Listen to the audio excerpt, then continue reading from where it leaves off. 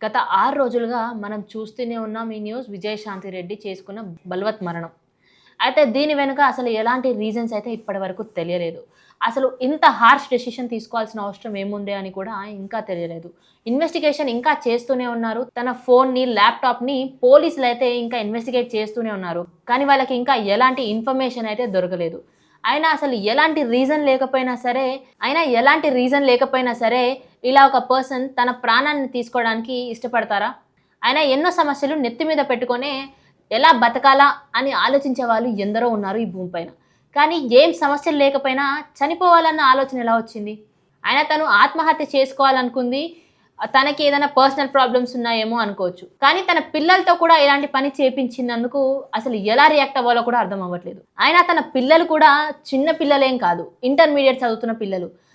వాళ్ళని ఎలా ఒప్పించుంటుంది? వాళ్ళు ఎన్నో ఆశలతో ఉంటారు. మా లైఫ్ ఎలా ఉండాలి, అలా ఉండాలి అంటూ ఎన్నో కలలు కనుంటారు. కానీ ఎండ్ ఆఫ్ ద డే ఏం మిగిలింది? సొంత తల్లే తన ఇద్దరి పిల్లల్ని ఇలాంటి సిచ్యువేషన్‌లో చూడాలని ఎలా అనుకుంది? విజయశాంతి రెడ్డి హస్బెండ్ అయితే మాట్లాడుతూ చాలా శోభిస్తున్నాడు. చెప్తుంది ఏంటంటే, నాకసలు తను ఇలా ఎందుకు చేసిందో తెలీదు.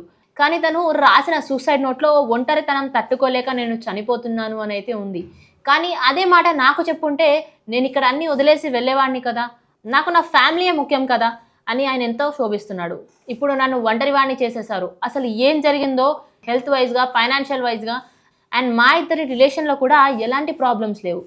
సరే ఇలాంటి డెసిషన్ ఎందుకు తీసుకుందో నాకు అర్థం కావట్లేదు. నాతో మాట్లాడినప్పుడు కూడా ఎప్పుడు ఇలా అనిపించలేదు తను ఏదో ఫేస్ చేస్తుందని. ఎలాంటి ప్రాబ్లమ్ లేకపోయినా ఇలా చేస్తుందని నేను నా ఫ్యామిలీ మెంబర్స్ మా బంధువులైనా ఎవ్వరూ అనుకోలేదు. తను మా తల్లిదండ్రులతో కూడా అంటే సురేందర్ గారి తల్లిదండ్రులతో కూడా ఎక్కువగా కలవదు, మాట్లాడదు. వాళ్ళకి ఎలాంటి అప్డేట్స్ కూడా ఇవ్వదు. ఎప్పుడో ఒకసారి వాళ్ళు చేసినప్పుడే మాట్లాడుతుంది కానీ ఇంకా ఎలాంటి అప్డేట్స్ అయితే వాళ్ళకు కూడా తెలియదు. ఇలా సడన్‌గా చేసుకోవడం మా అందరికీ చాలా ఆశ్చర్యంగా ఉంది. అసలు ఏం జరిగిందో అర్థం కాని స్టేజ్‌లో ఉన్నామంటూ వాళ్ళందరూ ఎంతో బాధపడుతూ ఉన్నారు. విజయారెడ్డి గారి మామగారు కూడా మాట్లాడింది మనం విన్నాం. వాళ్ళు కూడా ఎంతో బాధపడుతున్నారు. ఇలా మా కుటుంబం మొత్తం ఇలా అవ్వడం మాకు చాలా బాధాకరంగా ఉంది. అసలు ఏం జరిగిందో, ఎలా జరిగిందో, వాళ్ళు ఎందుకు ఇలా చేసుకున్నారో మాకైతే ఏం అర్థం అవ్వట్లేదు. కానీ మా కొడుకు కుటుంబం ఇలా అవ్వడంతో మాకు చాలా బాధగా ఉంది అంటూ వాళ్ళైతే ఎంతో బాధపడుతున్నారు.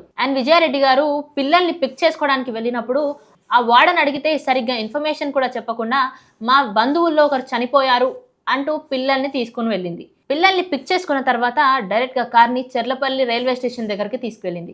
ఆ తర్వాత కార్ని పార్క్ చేసింది. ఆ తర్వాత అందులో ఒక సూసైడ్ నోట్ని వదిలి పిల్లల్ని తీసుకొని చాలా సాదాసీదాగానే నడుస్తూ రైల్వే స్టేషన్లో వెళ్తూ ఉంది. ఆ తర్వాత ఏం జరిగిందో, పిల్లల్ని ఎలా ఒప్పించిందో తెలియదు. కానీ డైరెక్ట్గా ట్రాక్ మీదకి తీసుకెళ్ళింది. ఆ తర్వాత గూడ్స్ ట్రైన్ వస్తూ ఉంటే ట్రాక్ మీద పిల్లలతో తను నుంచొని ఎదురుగా వస్తున్న గూడ్స్ ట్రైన్లో లోకో పైలట్ ఎంతసేపు జరగండి జరగండి అన్నా సరే వాళ్ళు జరగకుండా గట్టిగా పిల్లల్ని పట్టుకొని అలాగే నుంచుందంట. ఈ విషయం లోకో పైలట్ రైల్వే ఇన్ఛార్జ్కి ఇన్ఫార్మ్ చేశాడు. ఇప్పుడు దీనిపైన ఇంకా ఇన్వెస్టిగేషన్ అయితే జరుగుతూనే ఉంది. విజయారెడ్డి ఏం చదువుకోలేదేమో, తనకేం తెలియదేమో, లోక జ్ఞానం లేదేమో అనుకుంటే అలా కూడా కాదు. తను ఒక వెల్ ఎడ్యుకేటెడ్ సాఫ్ట్వేర్ ఇంజనీర్. తను ఒక సాఫ్ట్వేర్ ఇంజనీర్ అయింది ఇలాంటి పని చేస్తుందని ఎవరైనా అనుకుంటారా? తన నిండు ప్రాణాన్ని తీసుకోవడమే కాకుండా ఇంకొక ఇద్దరి పిల్లల నిండు ప్రాణాన్ని కూడా తీసుకువెళ్ళింది. అది కాకుండా విజయారెడ్డి ఈ పని చేసే ముందు తన కొలీగ్స్తో మాట్లాడినప్పుడు కూడా ఎలాంటి ప్రాబ్లం ఉన్నట్టయితే వాళ్ళకు కూడా అనిపించలేదంట. మరి ఫ్యామిలీకి చెప్పకుండా, ఫ్రెండ్స్కి చెప్పకుండా, హస్బెండ్కి చెప్పకుండా, పిల్లలకి కూడా చెప్పకుండా ఇలాంటి డెసిషన్ ఎందుకు తీసుకొని ఉంటుందంటారు? 6 రోజులు అవుతుంది కానీ ఈ కేసుకి ఇంకా ముగింపు అయితే రాలేదు. ఇలా ఎందుకు చేశారు అన్నదానికి ఇంకా ఈ క్వశ్చన్కి ఆన్సర్ ఎప్పుడు వస్తుందో మనమైతే వేచి చూడాలి.